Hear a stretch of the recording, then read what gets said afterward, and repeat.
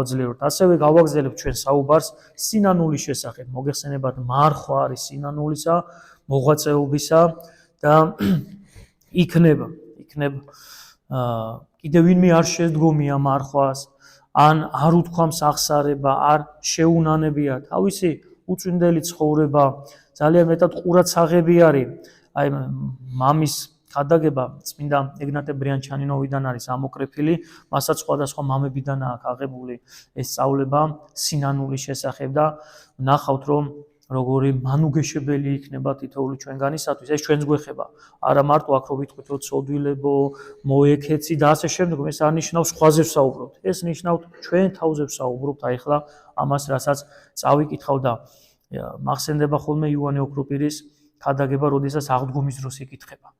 რომ მოგვიწოდებს რომ ეზიარეთო და იმან ისინიც მოვიდნენ, ვინც ანუ მთელი მარხვა შეინახეს, ვინც რაღაც შუა მარხვის შუიდან შეუდნენ მარხვილს ასპარეს და ვინც სამნო სულ მცირე მაინც იტვირთეთო. სულ მცირე მაინც ეცადეთო, რომ იტვირთეთო და მოდი მათ გასაგუნად ვიტყვი, რომ იქნება ვინმეს არ დაუწყია და აი ბოლო კვირა იწყება. დაიწყონ მარხვა, შეინანონ უცინდებული ცოდვები, სისუსტეები, ადამიანური სისუსტეები, ხო ვინა ვართ უცოდველი და დღესასწაულზე, აღდგომის დღესასწაულს ზიარებით შეხვდნენ. აი ეს არის ყველაზე მთავარი.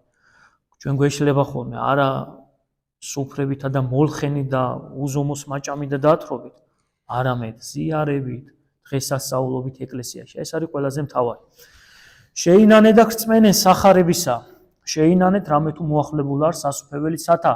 ასეთი სიტყვებით იწყებს მაცხოვარი თავის მიწიერ ცხოვრების დროს ქადაგებას. იგივე სიტყვებს გვიმეორებს იგი ახლაც სახარების მეშვეობით. მაცხოვრის სიტყვები ხო არ ქრება არსად. უშინდა დღეს და იგივე თავადი არ სუკუნისამდე, როგორც პავლე მოციქული ამბობს, ჭეშმარიტი ღმერთი მარადიულია და მისი სიტყვებით შესაბამისად მარადიულია. რო თქვა მაშინ რომ გამოვიდა ასპარეზე რომ შეინანეთ, ამას დღეს ჩვენს გვეუბნება ყველა ადამიანს რომ შევინანო და მოვექცეთ. როდესაც დედამიწაზე ცოდვა მეტისმეტად გაძლიერდა, ამ ქვეყანას ყოვლის შემძლე კურნალი მოევლინა, ანუ გამრავდა ცოდვები ღმერთმა იტვირთა ეს ყოველი თავის მხრებზე, თავის სიკვდილი და ჩვენ მოგვცა უკვე განთავისუფლება. მაშინ დედამიწაზე თავისი ქადაგების დროს, როცა უფალი სინანულისაკენ მოუწოდებდა ცოდვისაგან დასნეულებულ ყოველ ადამიანს, იგი არც ერთ ცოდვას არ მიიჩნევდა უკურნებლად. ასევე ახლაც იგი მოგვიწოდებს და აღგვითქვამს და მიმადლებს ყველა ადამიანს ყოველი ცოდვის მიტევებას და ყოველგვარი სნეულებისაგან კურნებას. აი ეს გვეშლება ხოლმე.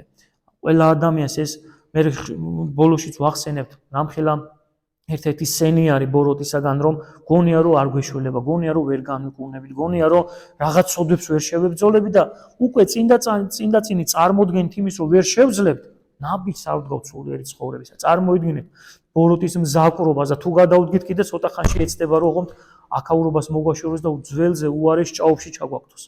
და ეს უნდა ვიფიქროთ რომ ღმერთი როცა აეუბნებოდა ადამიანს რომ შეინანეთ, ანუ ის თავის თავში ამბობდა ასევე რომ არც ერთი ცოდვა არ არის უკურნებელი. ყველა ცოდვას აჯობებს ადამიანი და მე ვაპატიებ ყველა ცოდვას ადამიანს. ხოლმე მოგზაუნო ამა ქვეყნიუნო, რომელიც მიიჩქარით ყვავილებით მოფენილ ფართო გზაზე.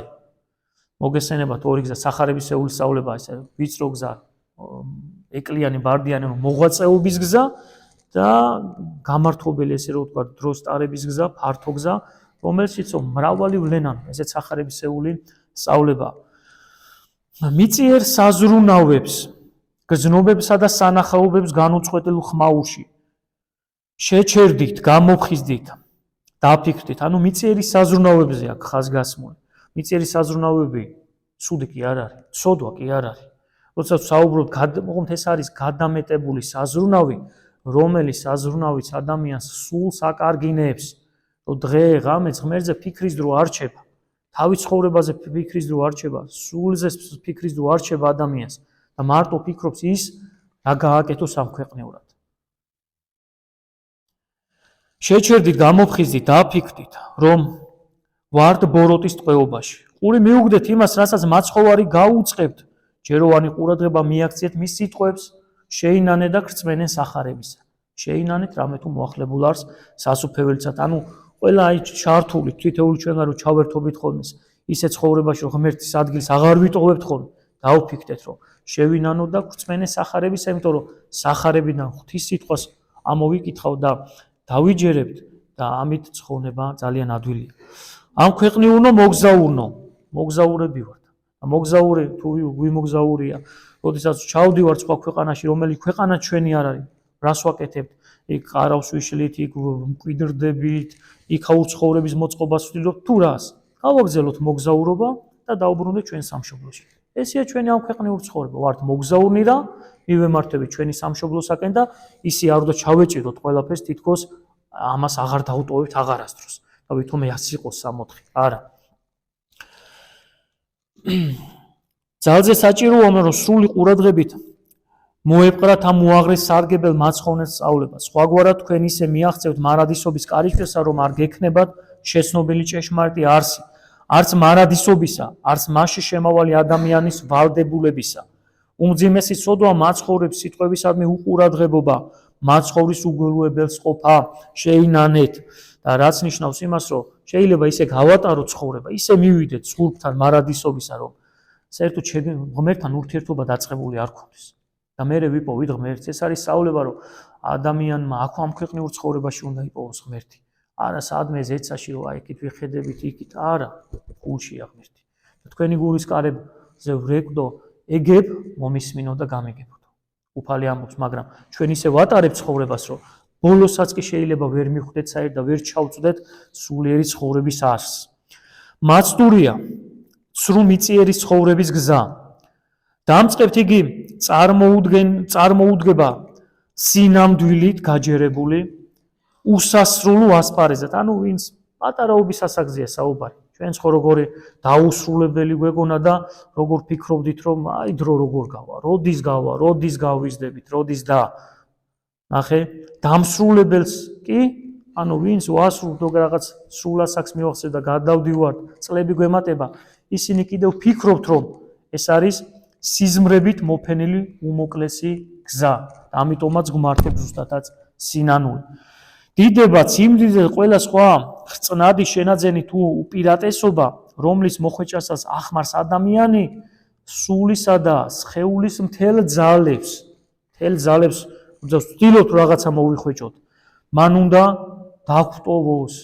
ეს ხო აქ დარჩება. რასაც მთელ ძალებს ახმარდი, ის დარჩება და როგორც არის ახარებაში, სადაც არის საუნჯე თქვენი, იქ იქნება გული. ხრწნადზე იქნება ჩვენი საუნჯე, ხრწნადი იქნება, ჩვენი გულიც იქ იქნება და მომავალ ცხოვრებაში ღმერთისკენ კი აღარ იქნება გული, სიწმინდისკენ კი არ იქნება გული. ხრწნისა და სიბინძურისკენ დარჩება ჩვენი გული და ხრწნისა და სიბინძურის ადგილი კიდე ღმერთთან არ არის და ეს არის ჯოჯოხეთი. ვიცით რომ აუცილებლად და შეიძლება ძალიან მალე ჩვენთვის დასრულდეს ამ ქვეყნიური ცხოვრება, რადგან ადამიანთაგან არავინ დარჩენილა დედამიწაზე. ეს მაგალითია. ყველა წავალთ. ჩვენ მაინც დროებით სიკეთეებს ვარჩევთ, მაგრამ მაინც ვეპოტინებით ამ ქვეყნიურ სიკეთეებს. ცუდი არ არის, კარგია, მაგრამ ყველაფერს ზომიერება, გადამეტებულია ცუდი. მივიჩნევთ რა მათ მუდმივად და მარადიულად. დავიწყებულია ღმერთი, დავიწყებულია მარადისობა. შეინანეთ. რას ნიშნავს სინანული?